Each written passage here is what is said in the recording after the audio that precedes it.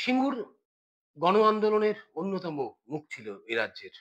সেই সিঙ্গুরের পুরুষোত্তমপুরে আজ থেকে এক যুগ আগে যে শিক্ষা প্রতিষ্ঠান তার জয়যাত্রা শুরু করেছিল, আজ তা মহীরুহ।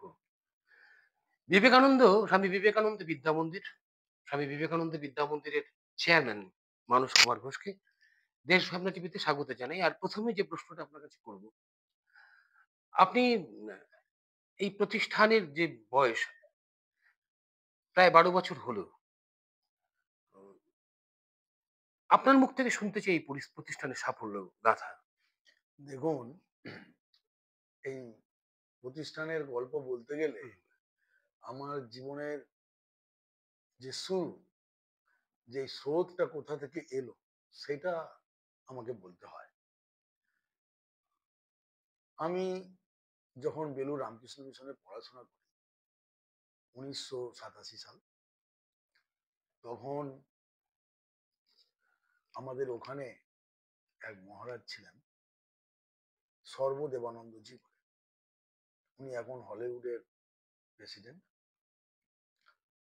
ওনার ওই জ্বালাময়ী বক্তৃতা আমার প্রতিটি শিরা উপশিরায় একবারে জাগিয়ে দিয়েছে। তখন থেকে মনে হতো আমি আমার জীবনে কিছু একটা করতে চাই।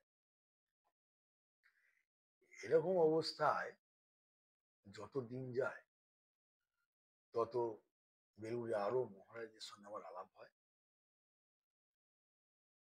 আমি মহারাজদের সঙ্গে ধরতে গেলে সারা পশ্চিমবঙ্গের বিভিন্ন প্রান্তে, পূর্ব, পশ্চিম, উত্তর, দক্ষিণ, বহু জায়গায় আমায় নিয়ে গেছে।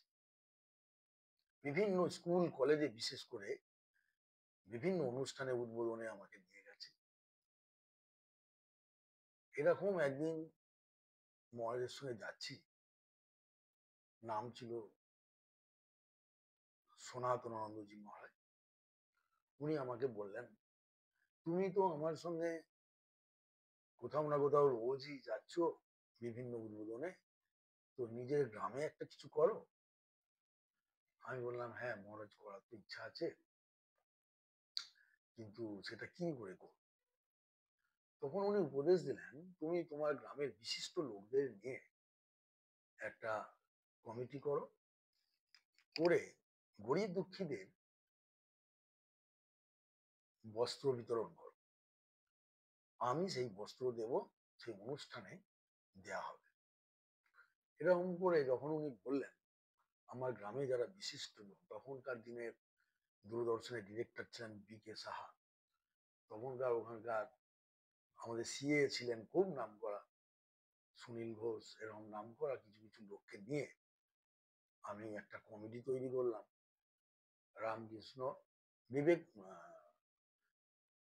রামকৃষ্ণ বিবেকানন্দ সেবাশ্রম বলে এই নাম হলো। সেটা ১৯৯৩ সাল। এই ১৯৯৩ সালে এই যখন এই কমিটি তৈরি হলো, তখন আমরা চেষ্টা করলাম আমার ওই গ্রামে কিছু করার। গ্রামটা ছিল এই সিঙ্গুর থেকে প্রায় ৬ কিলোমিটার দূরে, ঠিক টাটা প্রজেক্টের অপোজিটে আমার বাড়ি, পুরনো বাড়ি, বেড়াবেড়ি গ্রাম বলে।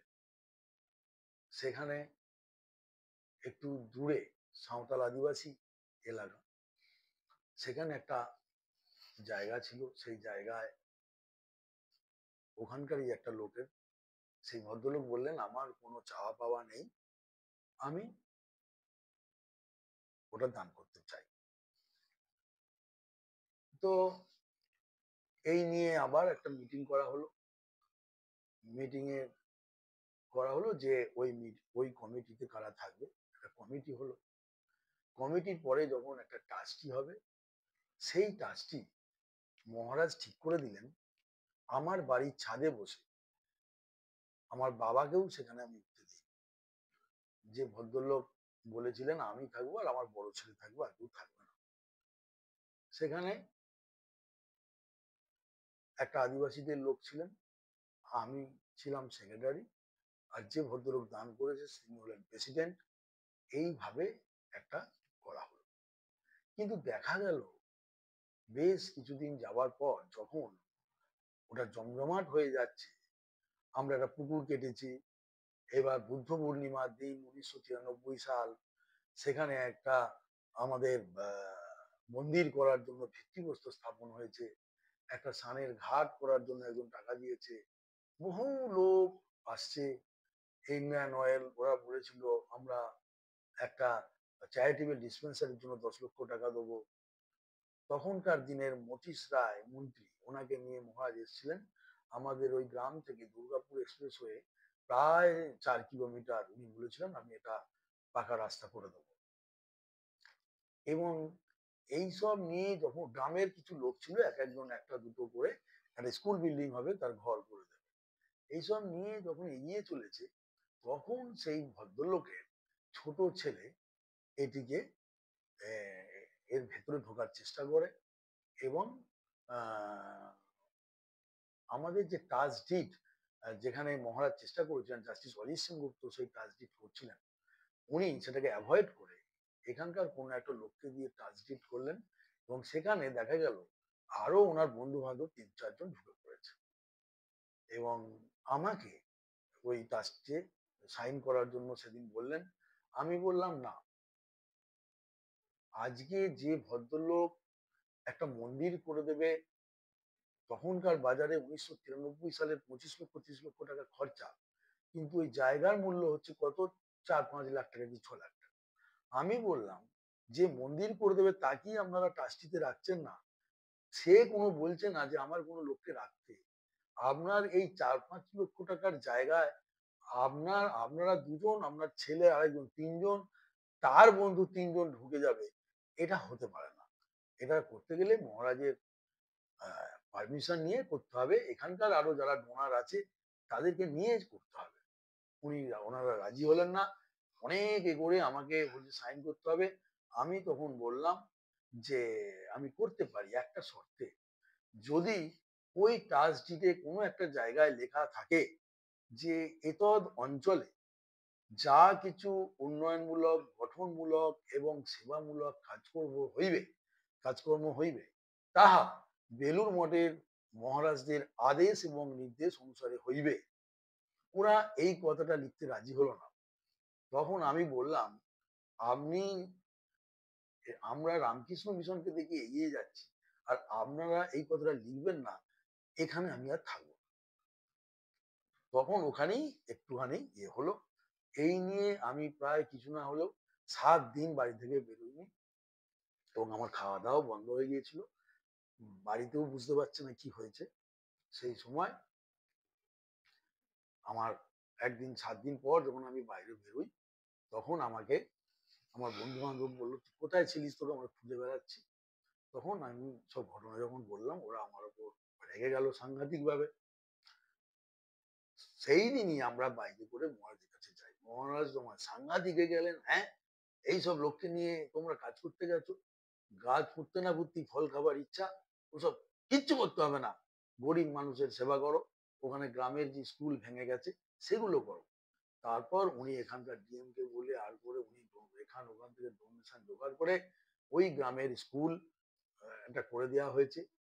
আর একটা, ওটা ছিল দোমাদি গ্রাম, নীলের পাড়েও একটা স্কুল আছে, সেটাও ভেঙে আমরা সুন্দর করে দিয়েছি। সেটা গেল সেটা গেল ওই ওইখানকার ইতিহাস। ওইখান থেকেই আমার তখন থেকে মনের ওই মধ্যে, স্কুলটার নাম কি ছিল আপনার? যে স্কুলটা নিয়ে আপনার 93 সালে যেটা নিয়ে আপনার শুরু হলো? ওটা আমরা ওই রামকৃষ্ণ বিবেকানন্দর নামেই একটা আমরা ওই মিশন আশ্রমটা, আশ্রম হ্যাঁ, টাইপ করেছিল। ওটাও সব রকম করার পরিকল্পনা হয়েছিল। মানে স্কুল, মঠ, মিশন সবকিছু তৈরি করার প্ল্যান ছিল। সেটা সমস্ত গ্রামের বিশিষ্ট জনদের নিয়ে এটা করার পরিকল্পনা হয়েছিল। সেটা যখন ভেস্তে গেল, তখন মানে আমি ওই মানে কি, তখন তো আমি পড়াশোনা করি, তেমন কিছু আমি করি না, সোশ্যাল কাজকর্ম করি, খেলাধুলা করি, এই পর্যন্ত। তো সেই সময় আমার মনে হয়েছিল যে জীবনে যদি কোনোদিন আমি বড় হই, আমি নিজের পয়সায় একটা স্কুল করব, স্বামীজির ভাবধারায়, স্বামীজির নামে করব, এবং রামকৃষ্ণ মঠ মিশনের মহারাজদের আদেশ এবং নির্দেশ অনুসারে কাজ করব। এই হলো আমার মত। আমরা প্রথম পর্যায়ে শুনলাম দেশ ভাবনার, আমরা প্রথম পর্বে শুনলাম কেন শুরু হলো, এই প্রতিষ্ঠান কিভাবে শুরু হলো সে কথা। আমরা দ্বিতীয় পর্বে আমরা ইন্টারভিউতে আসব, সেখানে আমরা শুনবো স্বামী বিবেকানন্দ বিদ্যা মন্দির, তার 12 বছরের পথ চলা, তার 12 বছরের পথ চলার সাফল্য, সবকিছু নিয়ে আমরা আমরা আসবো দ্বিতীয় পর্বে। চোখ রাখুন দেশ ভাবনা টিভিতে। দেখুন, আপনি কোথায় যাবেন বলছেন?